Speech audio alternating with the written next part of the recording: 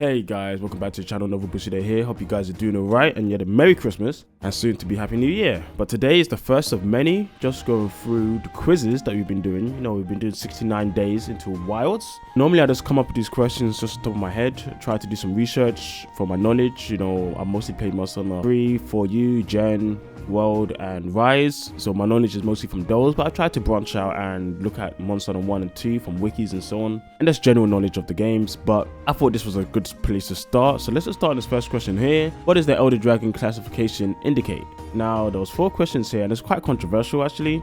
Some people actually went for they cannot be captured, which is the 4th answer here. Like Mira, one of my long-lasting subs, said yeah, press the last one because it was funny. Yeah, I guess the wording is quite interesting here because this is what indicates the classification. Them being able to be captured doesn't indicate the classification, right? It's not like the guild says, yo, I tried to capture this Kirin and it didn't happen, so it must be an Elder Dragon.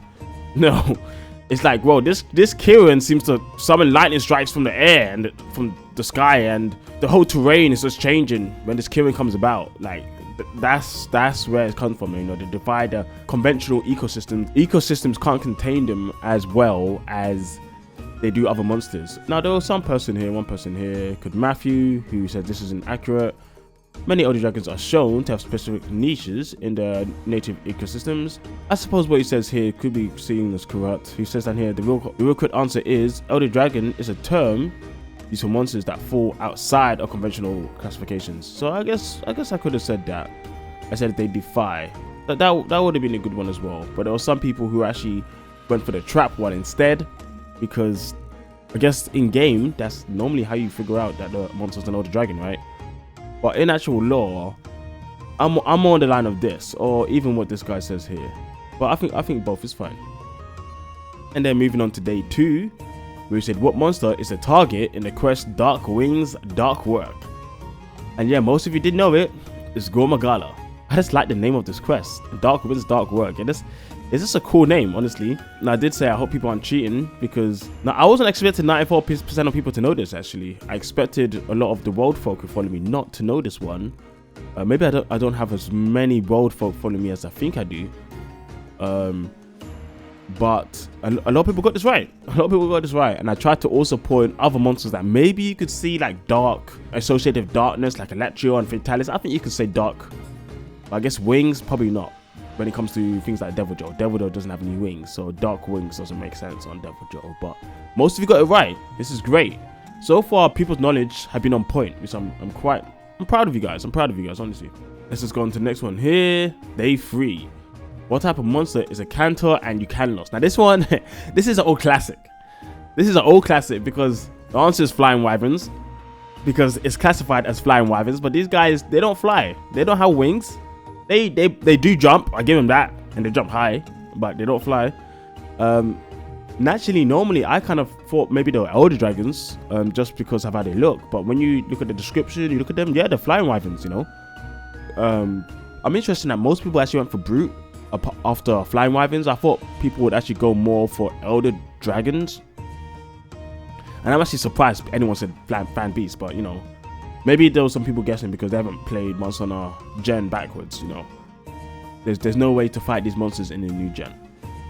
Then we had someone here called Milhel, who actually gave us some information on a Cantor and Eucanlos. So that's good to see. Let me like these. The biggest plot twist in all of Monster Hunter. Yep, Iron Doom, 100%. 100%. Alright, let's go on to the next question here. Question 4. Who is the flagship of Monster Hunter 4 Ultimate? This one's a tricky one, because a lot of people think it's Gore Magala, because we never got Monster Hunter 4, the base game, in the West. So when we get 4 Ultimate, Gore Magala is the one that's overshadowing Sirigios. It's quite well documented that people don't know that Gore Magala isn't the flagship, and this is the result. There was a lot of people here, oh thanks Brown, who was saying that, you know, keep it up, because Ace was everyone so far. So I hope you're keeping up with this. I hope all you guys are keeping up with this, honestly, I do hope.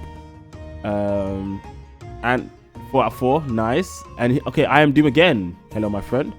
Honestly, oftentimes I forgot this monster is a flagship. Yeah, people do forget, and they forget it's the flagship of this specific game. Gore Magala is the one they show shape with the game, which is unfortunate because Sirigios I think is a cool monster. I honestly think it's great, but people just forget about him. honestly. We got Cyril's here. It says, nice try, but 4 out of 4.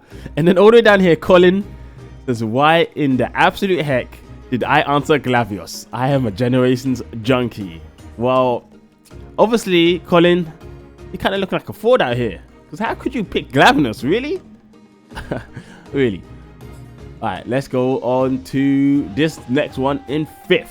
Alongside Blast, what is the other status does Nikakos inflict? Okay, does Nikakos inflict? I could have said, what is the other status Nikakos inflicts? I could have said that instead, but, you know, it's fine. We had quite a lot of answers in this one. This one was quite tricky. People haven't fought Nikakos as much as you might have thought. 54%, and even if they did fight Nikakos, like, this is quite a niche and hard one to kind of pinpoint. Like, how would you, unless you really know the monster, how would you know what he does? I'll give it to you. You know, all of these questions I know off head. Some of these I do need to go back and have a look to see if these are the right answers. I'm not pulling out all these answers and questions out of my bum, like on my ass, I probably should say. Better. But paralysis was something I did know he did. I knew he didn't do poison. I knew he didn't do sleep. Blast is the only other thing he did, but obviously this is a tricky question in the sense I could have not put Blast here. Because I already said alongside Blast, but people still picked Blast, which is interesting.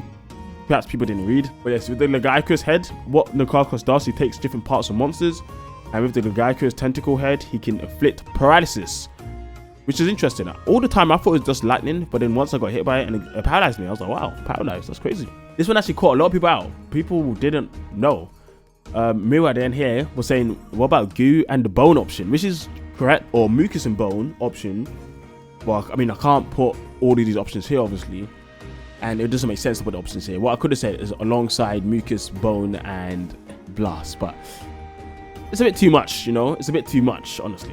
Let's go on to the next one. Day 6. This one was an interesting one for me.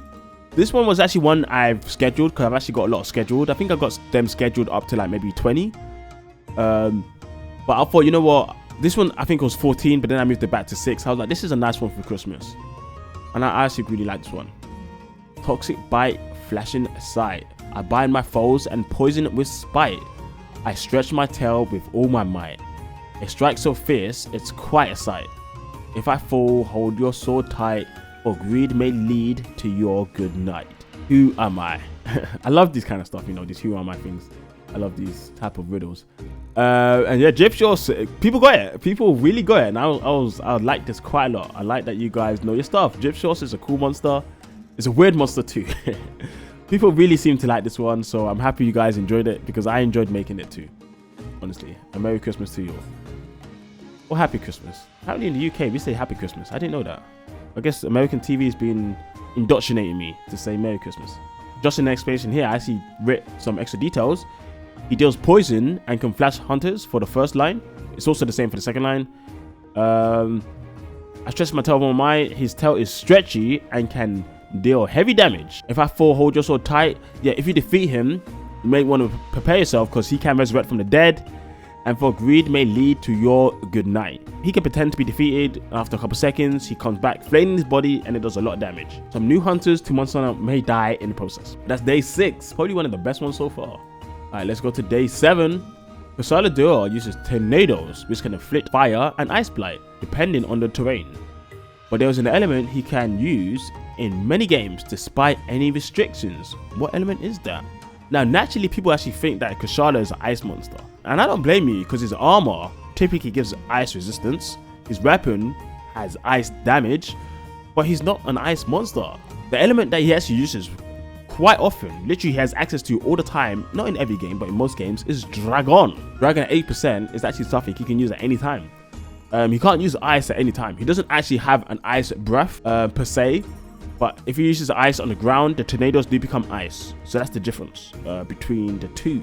Now 2% of people picked water and thunder. I think that there's trolling.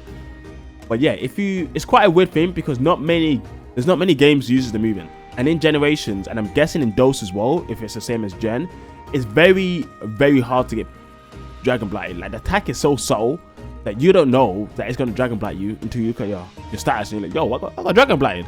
How the hell did I get Dragon Blighted? But in Rise, it's so visible because you got all the dragon energy just coming out everywhere. So for that one, it's quite easy to realize. So that was a good question. I thought that was really good. I was quite proud of it. Now moving on to this one, there was people surprised in the comments on how people reacted to this. So what was the element of the Quechua subspecies? Now Quechua subspecies is from 4 Ultimate. Ash Quechua, who's a fire element, with 70% people saying fire, 50% people saying water, which is interesting. I guess sometimes the sub can be the same element, but I think that's more of like a variant, like a special species or so on. Normally the sub is a different element. Ice and thunder, yeah, people really didn't know. People who haven't played For You, there was a lot of people who haven't played For You. I've never been into older games, can only guess. And yeah, he gets water, which is fair enough. Yeah, and King here is, how am I the only person in the comments to have played Monster Hunter 4 fucking Ultimate? This is crazy to me. Capcom needs to remaster this shit for new fans already, so everyone can experience these classics. So many new Monster Hunter fans who've only played 5th gen onwards. Yeah, and it's sad because it's so good. Old Monster Hunter is great. Monster Hunter Gen is quite accessible to people who want to play. Jonas here said, I couldn't agree more. Yeah, everyone will be clamoring. They've been clamoring for it. Are they going to do it? I don't know. I actually don't think so. I think they should though. I think it'll be great for them to do it because, I mean, yeah. Monster Hunter 4 Ultimate is a classic and I would love to play that game again. It's a game I didn't play as much as 3 Ultimate and Gen Ultimate, mostly because I didn't like playing on the 3DS, man. I have a Wii U and I played 3U on the Wii U and I love that. I love that shit to death. Maybe if 4U was on the Wii U too, that game would have been my favorite of all time in the series, but it's not, mostly because it was on the 3DS, I guess. Which is unfortunate. And here's Detective Nova. If you know, you know. There's been a video on a stalker on my stream. Check that out. It's pretty damn fun. And the most recent one, which is here, number 9. What was the creature causing earthquakes in Moga Village in Monster Hunter Tri and 3U? Now, obviously, this is my starting place. I love Tri. It's where I started. So I thought this is a great one. I couldn't think of too many monsters, so wait a minute.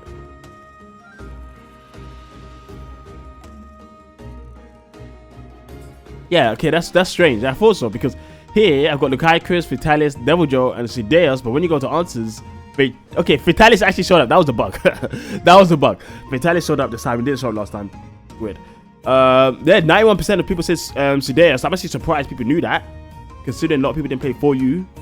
I'm actually surprised people played 3U, or how did they know this information? I guess maybe it just made sense. Like someone here that said, I just had a feeling it wouldn't be the first 3. Honey Konav said, so far the only one wrong, and it was Steve back a few days ago. The Honey Konav got this one right, which is cool. And so I said, Jared told us, get that bullshit monster out of him, man. He ain't a part of the goats. These are all goated monsters, alright? Now, Lucaicus, at first, they actually thought Lucaicus was causing the earthquakes. And they defeated Lucaicus, so they're like, yo, what? The earthquakes aren't over. What's going on? And it turns out to be a Sideus, which is one of the coolest moments for me. Going through the tunnels, chasing Sideus. I love that fight, mostly because it was good farm. I think it gave me like 14k gold, which was great for me. So what I used to do with my lance, I just used to charge at him with my lance on the wall. His lance was OP on the wall, just dash into him. And then after the first part, I would just leave it on the second part. I had so much armor that I wouldn't die, basically. He could hit me for time and I just have to heal every once in a while. And after he gets repelled, I get my 14 grand. And I'm like, this is good money. This is good money. I kept doing that and I got quite a lot of money to get my Latron weapons. Because Latron was the toughest monster in Tri, and he gave the best armor and weapons. Well, best weapons. Armor, I'm not too sure. But yeah. Well, cool, guys. That's it for those questions. Now, let me give you a sneak peek of the question of today, as by the time you see this video, it should be live. And here's today's question. Alongside Monster Hunter Generations, which game does the skill Awakening/free element not exist in? Monster Hunter Tri, Monster Hunter World, Monster Hunter 4U, or Monster Hunter Rise? Let me know what you guys think. Try not to spoil it. If you're going to put an answer, don't put it in the comments. You know, just go to the poll here. And yeah, drop, I guess, any of these 4. Yes, let me know what you think. This is going to be an interesting one. We got 2 votes already, not too many. It only went live literally like 9 minutes ago as of recording. Yeah, let me know what you think. Anyway, guys, that's it for me. Hope you guys are doing all right. You have a good day, and catch you next week for another quiz overview. Anyway, I'll catch you guys next time. See ya.